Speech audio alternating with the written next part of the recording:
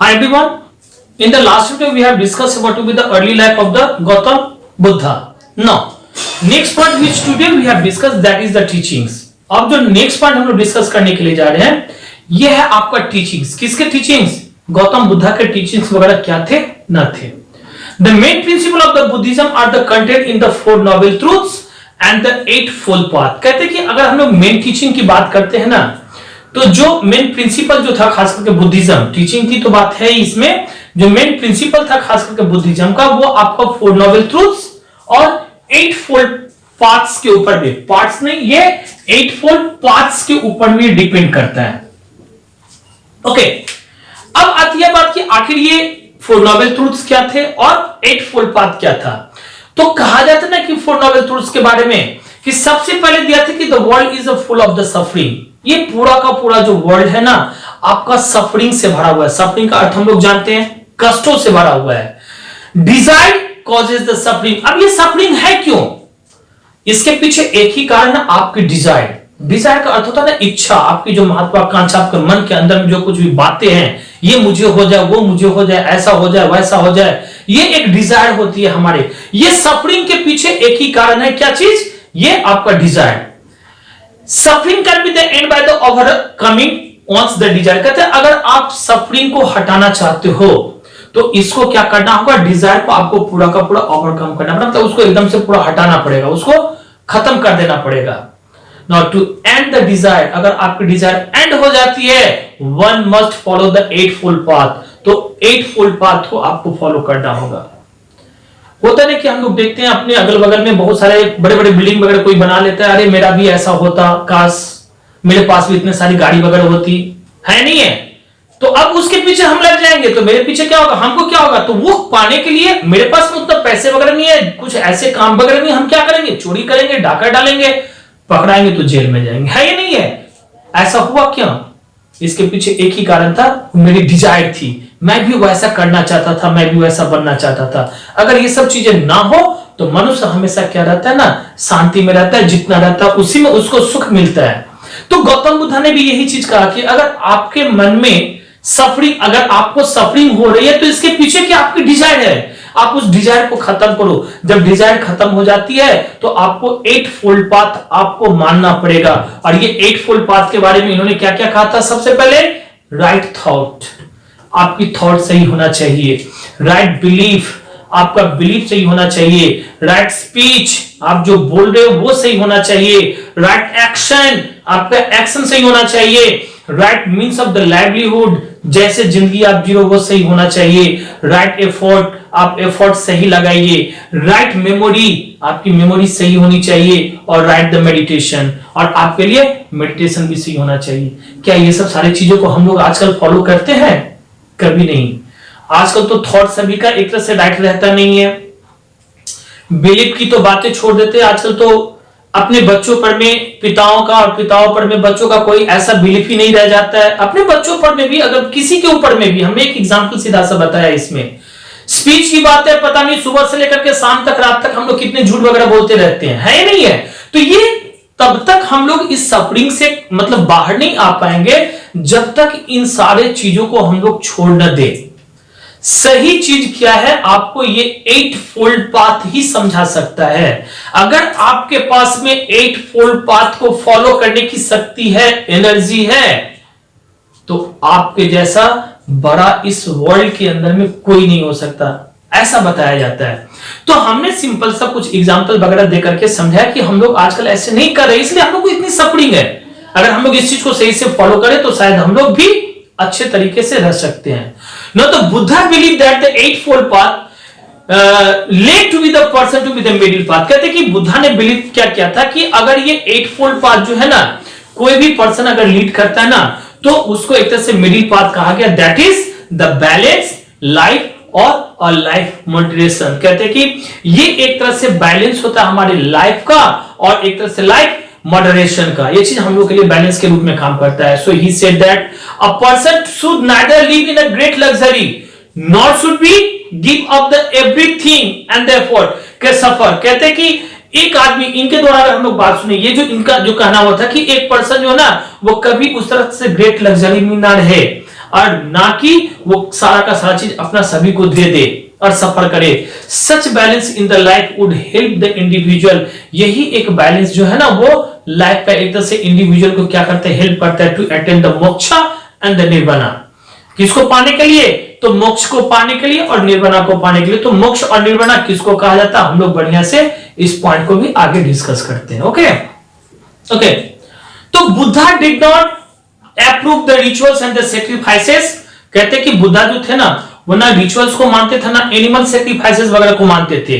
And he lead the states और the ahimsa और the non injury to be the living things. कहते हैं कि इन्होंने क्या कहा था, मतलब एक तरह से अहिंसा को लेकर चलते थे और नॉन इंजरी मतलब किसी भी लिविंग बींग्स का नहीं होना चाहिए, इनका मानना था। कहते कि ये कहते थे कि अगर किसी पेड़ के डाली से हम लोग पत्ते वगैरह भी तोड़ लेते हैं ना तो उनको भी कष्ट होता है, भले वो बोलते नहीं है। राह चलते बैठे किसी कुत्ते को, बिल्ली को, किसी भी जानवर को हम लोग कोई भी पत्थर वगैरह मारते हैं ना उसे भी चोट लगती है, वो भी कराहता है, वैसा नहीं होना चाहिए। इस तरह का ये कहा करते थे। And the Buddha believe that the our action determined to be the kind of the life we would be the lead. कहते कि हमारी एक्शन डिटरमाइन करते उसके ऊपर में कि हमारा लाइफ कैसे चलता है नहीं चलता है। Good deeds are the rewarded. इन्होंने हमेशा ही कहा कि अगर आप अच्छा करते हो तो हमेशा अच्छा पाओगे। And the evil deeds are the punished. और अगर आप एविल डीड करते हो मतलब खराब काज करते हो, काम करते हो तो आपको पनिश जरूर किया जाएगा। Okay, so the Buddha oppose to be the caste system and the preach the equality of the human beings. इन्होंने एक तरह से कास्ट सिस्टम को प्रीच किया था और जितने भी सारे ह्यूमन बींग्स वगैरह थे ना उनको भी एक तरह से इक्वलिटी के रूप में माना था। नेक्स्ट पॉइंट जो हम लोग डिस्कस करेंगे that is the religious text. अब हम लोग आते हैं रिलीजियस टेक्स्ट में। कहते हैं कि the Buddhist sacred text are known as the Tripitakas. कहते हैं कि जो बुद्धिस्ट का जो टेक्स्ट था ना एक तरह से उसका जो नाम दिया गया था वो था आपका त्रिपिटकास। तो त्रिपिटकास का मतलब होता है three baskets. Now written in the Pali. कहते हैं कि जो त्रिपिटका था ना उसमें वो पाली लैंग्वेज में लिखा गया था। किस लैंग्वेज में लिखा गया था, पाली।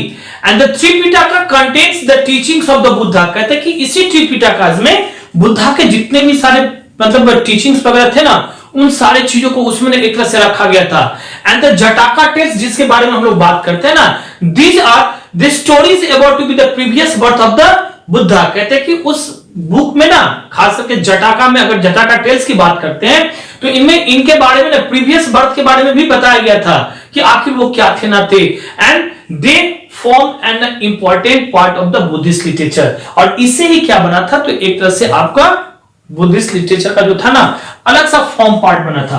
अब हम लोग आते हैं सेक्ट में।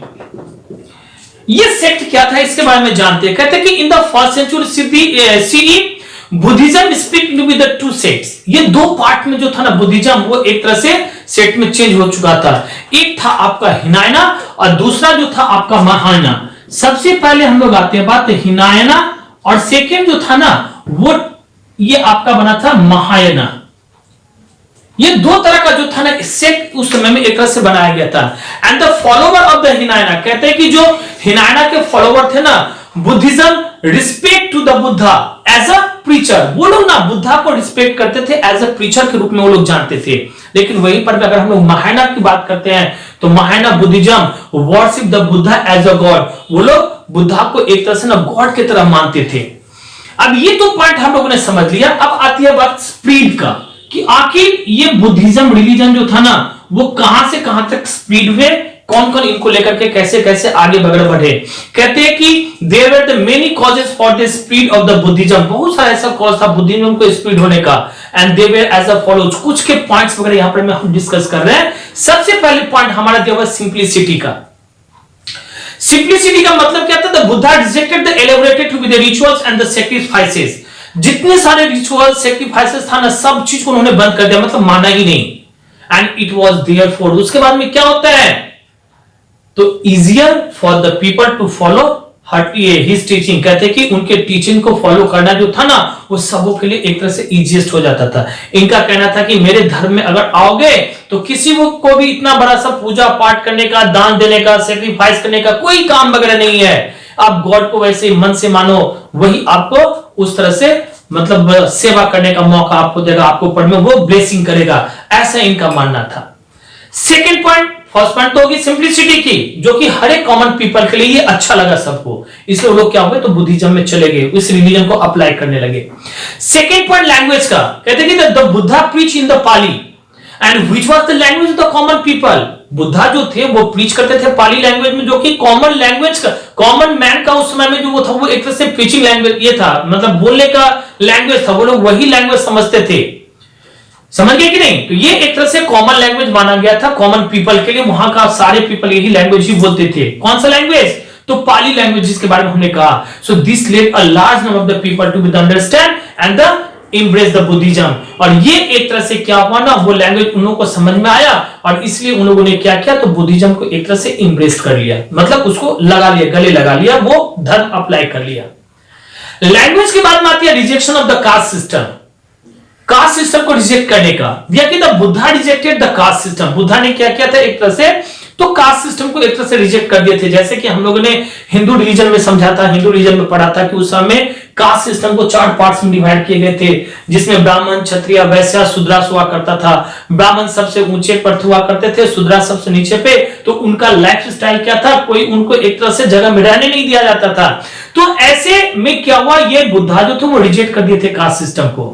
And he said that anyone who follow the 8-fold path, इन्होंने कहा क्या कहा था कि कोई भी पर्सन अगर ये 8-fold पाथ को फॉलो करता है तो कुड अचीव द निर्वाणा, वो व्यक्ति क्या कर सकता है, निर्वाणा को अचीव कर सकता है। Okay, and irrespective to be the once the social origin, और वही वो एक तरह से सोशल ओरिजिन के नाम से भी जाना जा सकता है। The Buddha states on the equality of the all human beings, कहते हैं कि बुद्धा जो थे ना वो जितने ह्यूमन बीइंग्स थे ना वो सबको इक्वल ही मानते थे, किसी को अलग नहीं मानते थे।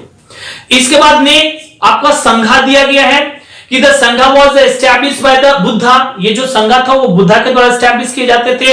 Its main duty was to be the preserve and they spread the teachings of the Buddha, कहते हैं कि इनका मेन ड्यूटी था उस समय में कि सारी चीज को प्रिजर्व करके रखना और स्प्रेड करना, जो भी टीचिंग्स हुआ करता था बुद्धा को एक जगह से दूसरी जगह में इनको समझाना। और नेक्स्ट जो पॉइंट है, लास्ट पॉइंट, यह है आपका रॉयल पेट्रोनेज का। कहते हैं कि Buddhism was patronized by the many rulers of the that period, कहते हैं कि बुद्धिज्म को मानने वाले ना बहुत सारे ऐसे रूलर्स वगैरह हुए थे। Later Buddhism spread to be the central Asia, बाद में धीरे धीरे बढ़ते बढ़ते ये क्या हो गया तो सेंट्रल एशिया तक फैल गए, चाइना तक चला गया, जापान तक चला गया, तिब्बत तक चला गया। इतना नहीं, श्रीलंका, नेपाल और बहुत सारे ऐसे कंट्रीज वगैरह थे साउथ ईस्ट एशिया का, जहां पर भी ये रिलीजन आपका स्प्रेड हुआ और वहां पे वो लोग क्या करने लगे, इस रिलीजन को मानने लगे। अब हम लोग बोल सकते हैं एक पॉइंट वहां पे कि अगर ये रिलीजन इतना स्प्रेड हुआ, इतने सारे कंट्रियों वगैरह में फैला, तो ये डिक्लाइन कैसे हो गया, इसके पीछे डिक्लाइन होने का कारण क्या था? डिक्लाइन का अर्थ होता है खत्म हो जाना, एक तरह से बर्बाद हो जाना। तो जो लास्ट पॉइंट अब हम लोग इसमें आते हैं ना, वो हमारे पास में दिया हुआ डिक्लाइन का।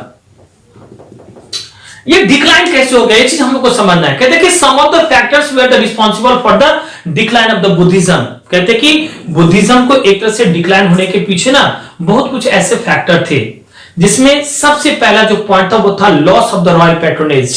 ये जो रॉयल पैट्रोनेज थी ना उसको खत्म हो जाना।